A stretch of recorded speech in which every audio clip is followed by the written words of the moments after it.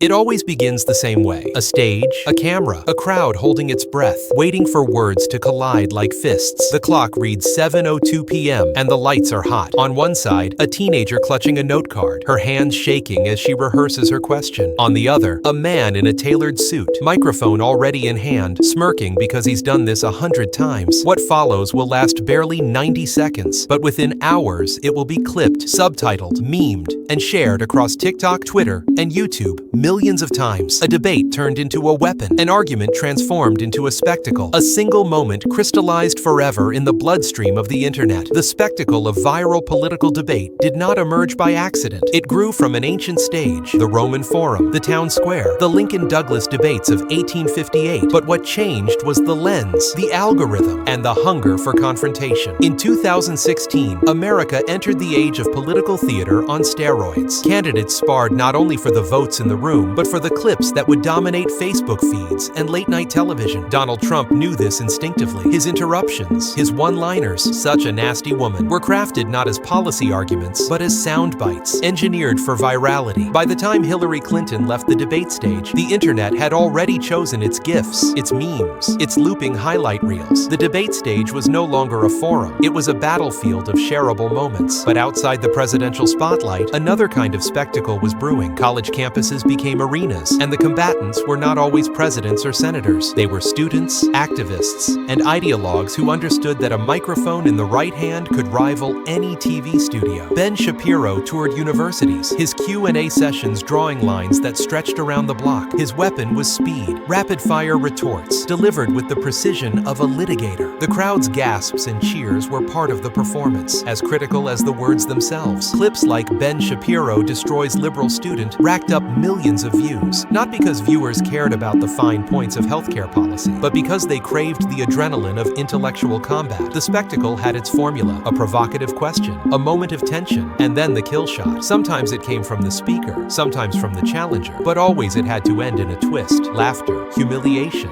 applause. Every viral debate clip was less about persuasion and more about theater. The comment sections were battlefields of their own, with armies of supporters declaring victory before the echoes of applause had even faded. Then came Jubilee, a channel born from the simple idea of putting people with opposing views in the same room and letting the cameras roll. But it wasn't just a room, it was a carefully lit stage, a minimalist theater where identities became uniforms: Trump supporter, feminist, atheist, Christian. The debates were edited like films, the tension stretched, the cuts precise. When a teenager's voice cracked as she defended her beliefs, the camera lingered. When an older man smirked, the music dropped. It wasn't raw footage, it was a story, crafted for emotional punches. One video, "Do All Lives Matter or Black Lives Matter?" exploded to over 20 million views, not because it solved the question, but because it amplified the spectacle of disagreement. For many, it was their first taste of debate as entertainment, a bingeable genre where outrage and empathy collided on cue. By 2020, debates had fully merged with entertainment culture. The first presidential debate between Trump and Biden descended into chaos. Insults layered over interruptions, moderators drowned out, audiences left gasping. The Washington Post called it a hot mess, inside a dumpster fire, inside a train wreck. But online, it was gold. Millions clipped Biden's exasperated line, "Will you shut up, man?" and shared it as if it were a punchline to a sitcom. The stakes were monumental. The leadership of the United States during a pandemic, yet the internet consumed it the way it consumed TikTok drama, through the lens of mockery and meme. And then came TikTok itself. No longer were debates confined to stages or auditoriums. Now, a teenager with a ring light and a phone could stitch together arguments in split-screen duels. Conservatives be like, one video would start, and instantly a counterpoint appeared, framed in pastel lighting. These weren't debates moderated by professionals. They were debates dictated by algorithms, where the loudest, most extreme, or most entertaining voice won. A 17-year-old could rack up 10 million views dismantling a talking point with sarcasm alone, while a seasoned pundit might languish in obscurity. The battlefield had been democratized, but also weaponized. Every swipe was another skirmish, every clip